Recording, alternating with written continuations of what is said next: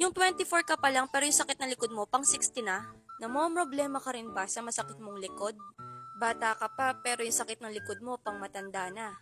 Ang hirap kasing iwasan na hindi mag-slouch or hindi makuba pag nasa komportableng posisyon tayo.